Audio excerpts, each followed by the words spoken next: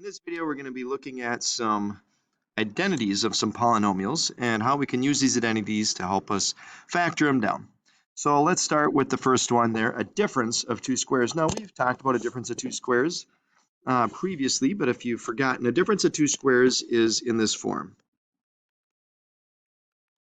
And that factors to be a plus b, a minus b. So, for example, I'm going to have, so we'll add some examples here. So let's say if we have x squared minus 16. That's the difference of two squares. How do I know? I could take the square root of x squared and get x, and I could take the square root of 16 and get 4. So this would factor down to be x plus 4, x minus 4. Now, a sum of two squares cannot be factored. A squared plus b squared cannot be factored, but a square of a sum can be. What does that mean? Well, it's not that a square of a sum can be factored. This is already in factored form, but let's see what that would look like when we expand it out. When we expand this out, if you took a plus b times a plus b,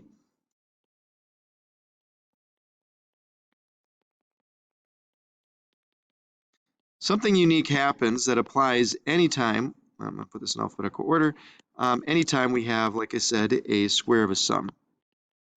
So this would simplify to be, we'd have a squared, and then these two are like terms, and they're both the same, so we have two of them, so it'd be 2ab plus b squared. So let's say if I had a situation like this, where we had 2x plus 3 being squared. Now, technically, if I wanted to, I could use the box squared, or box method, or I could just use this template. So what that means is that my a value here is 2x. If I were to square 2x, I would get 4x squared.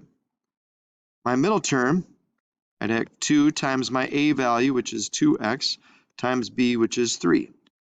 So if I simplify that, 2 times 2 is 4 times 3 is 12. So that would just simplify to be 12x. And then plus my b value squared, well, 3 squared is 9. So that would expand out to be 4x squared plus 12x plus 9. Now, just as a side note, sometimes we're going to see things as a quadratic, like 4x squared plus 12x plus 9. And if you can recognize that that is what we call a perfect square trinomial, then you could factor it down to be 2x plus 3. You could factor it down to be the square of a sum. And how do you recognize that? Well, let's pretend that I was just given this trinomial. Well, if you recognize the 4x, if you were to take the square root of that, you'd get 2x. If I take the square root of 9, I get 3. Now, that doesn't necessarily mean, though, that it's a square of a sum, because then what we have to do is we have to figure out, well, what's in the middle. And if I recognize that the square root of 4x is 2x, and if I recognize the square root of 9 is 3, and if I double that, if I take 2 times 2x plus 3, sure enough, I get 12x. So that's how I can identify that, yes, that is in fact what we call a perfect square trinomial. So it would factor down to be 2x plus 3. We'll get to an example like that in a little bit. All right, well, let's stop there. Actually, yeah, let's stop there for a second. And I want to look down at some examples where we can now apply what we just did in these last two. So by the way, we are going to skip this one. We're going to just simplify quadratics and cubics. So let's look at 8x plus 5 quantity squared. So this is actually just like the one we just did here, where I use the square of a sum. I want you guys to try this one on your own using the square of a sum property. And so go ahead and pause this video and see if you can't use that property instead of the box method to be able to get your answer. So go ahead, pause video, and hit play when you're ready to check your answer. All right, let's see how you did. First off, this is my a and my b value. So if you think about the property, we're going to simplify this to be a squared plus 2ab plus b squared. Well, our a value in this case is 8x. And then we plus 2 times our a value, which is, again, 8x, times our b value, which is 5, plus our b value squared. So let's simplify each of those. So 8x, when you square it, would be 64. So it would be 64x squared. And when I simplify all this, I'm going to multiply this in a different order. So we can multiply numbers in any order. So if you wanted to do 2 times 8 and get 16, and 16 times 5 would be 80, or we could just simply take 2 times 5 is 10, times 8 is also 80. So we get 80x in the middle, and then plus 25. And the only other way to get that answer would be to use the box method. So if you wanted to do that, you could. And when you do that, you'd end up getting the same answer. But those are the only ways we could simplify 8x plus 5 quantity squared. We would not just square the 8x and square the 5 and say we're done, because we do have that middle term. All right. This next one, I'm going to change this to be, so we're just going to factor for both of these. So I'm going to change this one to be, we'll keep the same numbers there, but it'll be 169x squared minus 81. So you're going to have to see, is this the difference of squares? So can you take the square root of 169 if you want? Use a calculator for that. And take the square root of 81. And then factor that down using our difference of squares property that we did at the beginning. So go ahead, pause the video, and hit play when you're ready to check to see if you've got it correct. All right, so hopefully you found that the square root of 169 is 13. So that would be 13x. That would be our a value. Our b value, the square root of 81, is 9. So it'd be a plus b, a minus b. So 13x plus 9, 13x minus 9. That's how that would factor.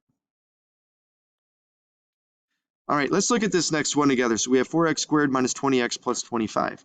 So I want to see, is this a perfect square trinomial? How do I figure that out? Well, first off, what's the square root of 4x squared?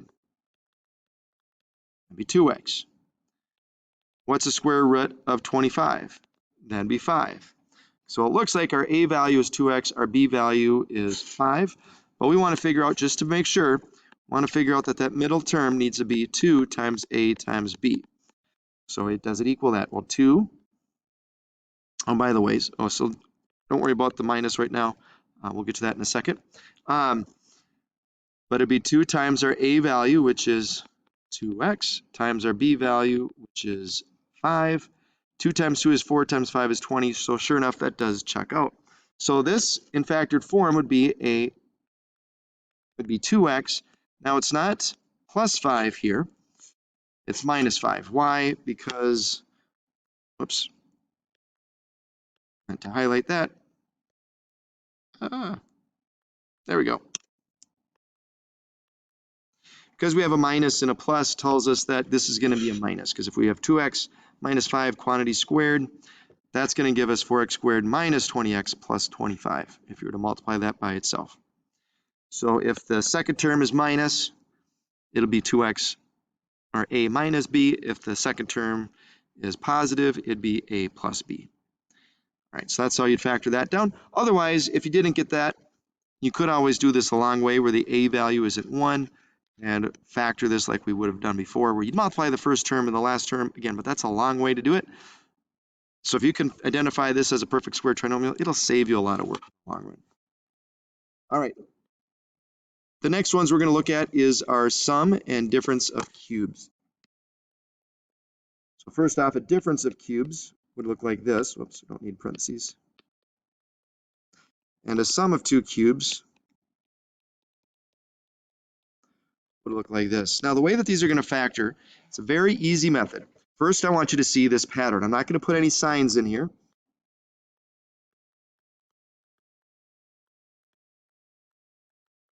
Because both of these are going to have the same exact pattern, just different signs. But the signs can be found by using this SOAP acronym. What's SOAP stand for? Well, the S, it's an acronym where the S stands for the same sign. O stands for the opposite sign. And the AP combines to be always positive.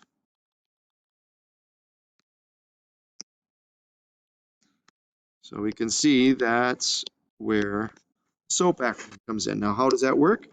Well, we're going to start with the same sign. So if we have minus at the beginning, we're going to start with a minus. And then it's going to be the opposite sign. So plus, and then always positive, plus. Or if we're starting out with a cubed plus b cubed, we start with the same sign, then do the opposite sign, and then do always positive. I always try to memorize these formulas separately. It wasn't until about 5 years ago that I discovered the SOAP acronym, and man, that really simplifies things. So if you just remember this pattern, again, it's always just a and b, and then a squared, ab, and b squared.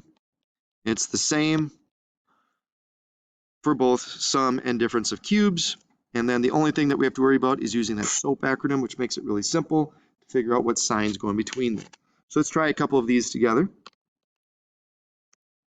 Let's say I have, we'll do x cubed minus 64. We want to factor that down. Okay, well, I would start the cube root of x cubed is just x. The cube root of 64, if you didn't know, 4 times 4 times 4 would be 64. So I'm going to put the signs in here. So then we'd take our a value, which is x, and square it. And then our middle term is going to be a times b, so 4 times x, or x times 4, which I would write as 4x. And then our b value squared, so 4 squared is 16. And now let's put the signs in here. So we're going to start with the same sign, opposite sign, always positive. That's how you factor it down. Let's try another one. This time let's do a sum. Let's do a little bit trickier.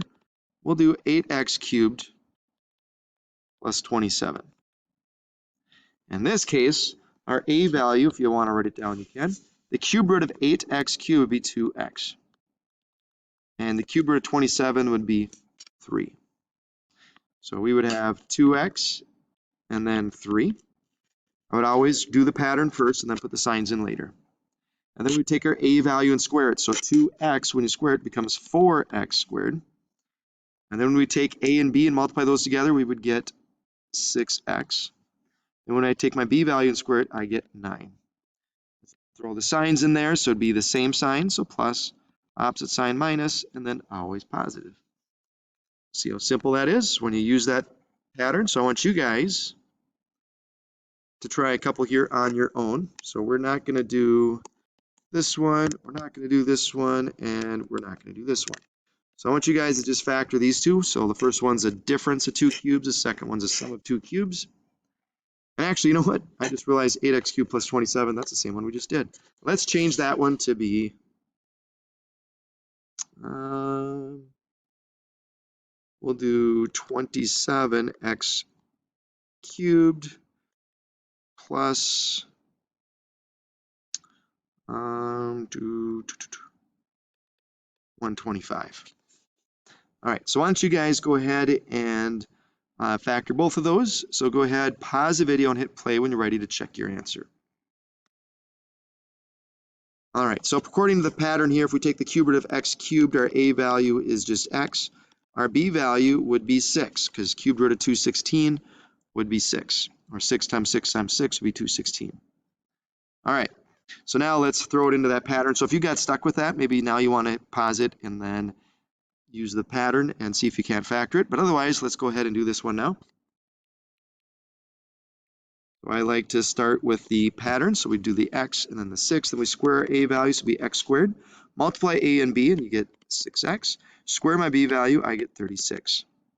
Now let's use the sign, or the SOAP acronym. So same sign, opposite sign, always positive. Bam, there's my answer. All right, for this one, let's see how you did on the 27x cubed plus 125.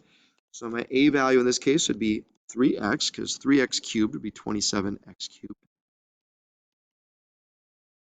And the cube root of 125 would be 5. So that would be my a and b value. So when we factor this down, again, using the pattern, we'd have a 3x and then a 5.